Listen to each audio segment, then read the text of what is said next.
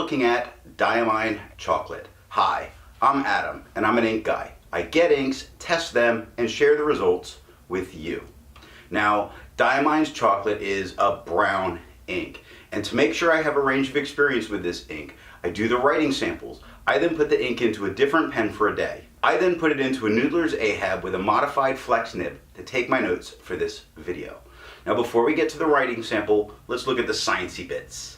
And up first is a chromatography, and I agree with Vita that I've learned a lot by doing multiple chromatographies. Now the one on the left is done the way it's supposed to be done. I put a line of ink down and then I put it immediately in the water for 10-15 seconds, and we see it start to creep up with a kind of light pink at the bottom. Then we start to get some red and some very dark transitions into browns up the top. The one on the right I let dry for 10 minutes before I dunk it into water.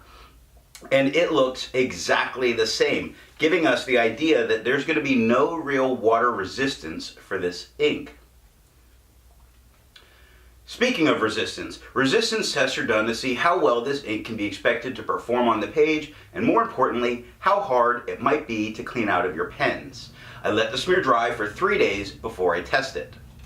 Looking at the highlighter, we can see that this does not like being highlighted. The word high completely exploded all over the place and became illegible. Do not use this ink if you are a note taker and might need to highlight these notes. Looking at what water did, water reactivated it, pulled most all of the ink off the paper, leaving only this kind of light pink behind. Now flush did very much the same thing, reactivated, pulled most all of it off the paper, leaving behind just that light pink again, a couple lighter areas, and this weird green splotch up there that I think is from the paper towel. Bleach completely obliterated it from the page. But there should be no reason to have more than water to remove this from your pens. Now for the inks I've tested, I found an average viscosity of 2.5, with the realm of normal being from 2.1 to 2.9. Private Reserve's chocolate has a viscosity of 1.72, which makes it a very, very wet ink. This ink has quite a bit of flow to it, so it shouldn't be a problem for any pen. To find my average dry time, I use my writing samples, done on Clairefontaine, Tomoe River, and Rhodia paper, with the extra fine and medium nib. Private Reserve's chocolate has a dry time of 7 seconds, which makes it an incredibly fast drying ink. Now, let's look at the writing sample. So I got this ink in sample form, and to keep my writing samples consistent, I use a Jinhao 159 with a Goulet 1.1 stub. I have a Jinhao X450 with a Goulet medium, and a Jinhao X750 with a Goulet extra fine. Let's look at Clairefontaine. We get no bleeding, no ghosting. The 1.1 has no feather, no spread, no halo, no sheen, no shade. It's a dark, rich brown with none of those qualities. The extra fine looks to be a tone lighter than we got with the 1.1. The extra fine gives us no feather, no spread, no halo, no sheen, no shade, and 7 seconds to dry. Medium gives us no feather, no spread, no halo, no sheen, no shade, and 8 seconds to dry. Almost no difference. It was definitely writing a little drier that day. Looking at the scrubby, in both cases, we see no color variation, and the smear looks like you could probably recover it. Looking at Tomoe River. Tomoe River gives us no bleeding, no bleeding and definite ghosting. The 1.1 gives us no feather, no spread, no halo, no sheen, no shade, super dark brown in the 1.1. Extra fine gives us no feather, no spread, no halo, no sheen, no shade, 6 seconds to dry, which is uber fast on this paper. I believe when I actually looked at their fast dry inks, this is as fast or maybe even faster than those. 6 seconds. Medium gave us no feather, no spread, no halo, no sheen, no shade, 14 seconds to dry. The scrubby shows us we don't get any color variation. The smear shows us we could likely recover it on this paper though. That could be just this ink being that dark, I don't know. Look at how fast it dried. And when I do that, I just go 1, 2, 3, 4, 5 smear. So that went in pretty quick. Let's look at Rhodia paper. Rhodia gives us no bleeding. Those spots are transfer from a paper underneath. That was me being sloppy. That spot's where I'm scratching into the paper, just trying to put the ink down heavy. So I wouldn't really call that bleed, but we don't really have ghosting. I'm saying no ghosting, much more in camera than in person. The 1.1 has no feather, no spread, no halo, no sheen, no shade. Nice dark rich brown, but none of those qualities. The extra fine is definitely a tone lighter. It gives us no feather, no spread, no halo, no sheen, no shade. 4 seconds to dry. Medium, no feather, no spread, no halo, no sheen, no shade. 7 seconds to dry. The scrubby shows us no color variation. But the smear says we could recover this. Now I wrote my notes with a Ahab that's very, very wet. And it's so dark, it almost looks black. I mean, it's so dark, it almost looks black.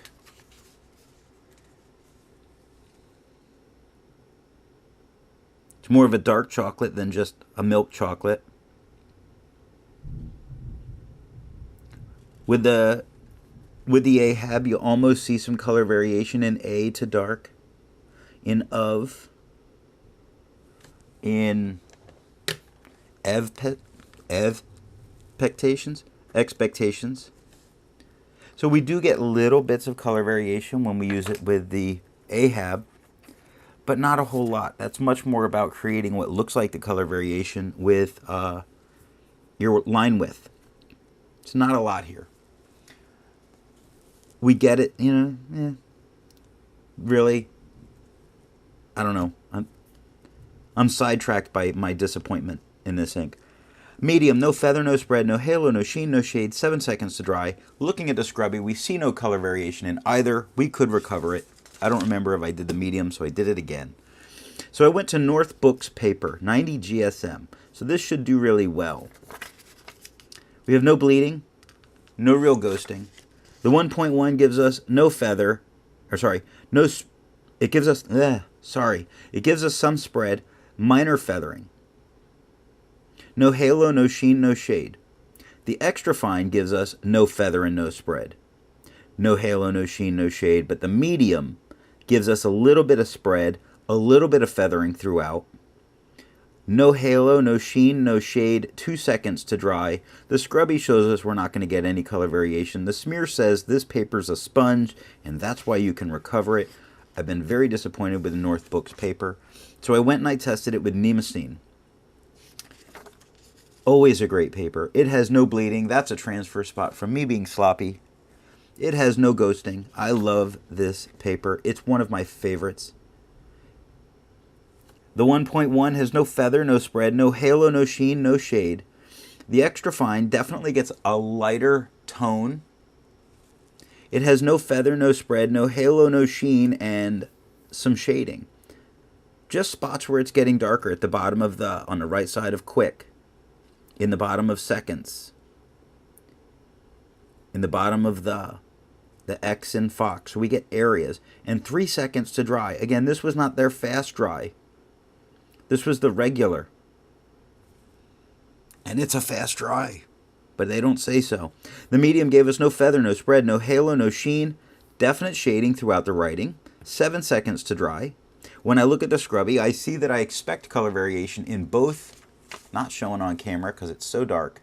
White balance is killing it. There we go. The scrubby shows us we're definitely going to get color variation. It's just not tremendous amounts. More shows up in the writing, but not tons. It's just such a dark, rich color. And the Private Reserve inks are quite thick. So they level out easier, if that makes any kind of sense. They're thick, but they're not necessarily lacking in flow. The smear shows us that we could recover both of these. So I got curious because this was a nice color, especially by name. I could see kids wanting to use it. So I went to check a Composition Lab notebook because I like Composition Lab notebooks. It started to bleed on the scrubby, and that was the only spot it really started to bleed. And we don't really have, put the white underneath it. We don't have a ton of ghosting. Put the white underneath it, we get much more ghosting. I didn't see this as a problem for me. I don't write on both sides of the paper. So yes, it ghosts. Composition notebooks are something that was very fun for me to find because I was so surprised in how it did. This is written with a medium on top. It gave me no feather, no spread, no halo, no sheen, no shade. And the extra fine gave us no feather, no spread, no halo, no sheen, no shade, and 1 second to dry. 1 second to dry and no bleed. 1 second to dry and no bleed. Third time, 1 second to dry and no bleed. We're going to see a lot where these composition notebooks are fantastic. People don't like them. They think it's cheap paper. It might be inexpensive to purchase. It performs very well. It does have a toothiness to the paper, but it's not horrible to write on. The scrubby shows us we're not really getting any color variation. The smear says you could recover it, which in a lab situation is what you need just to be able to recover it. So that's all that I have for the writing sample. Instead of finding inks that look like Private Reserve's chocolate, I would prefer to find an ink that complements its color on the page. For that, I've chosen Robert Oster's Cherry Blossom to give a nice light contrast color. Before I give my opinion on this ink, I would ask, if you've enjoyed the video, give it a thumbs up, and if it's your first time here, I would invite you to subscribe. So what do I think of Private Reserve's chocolate?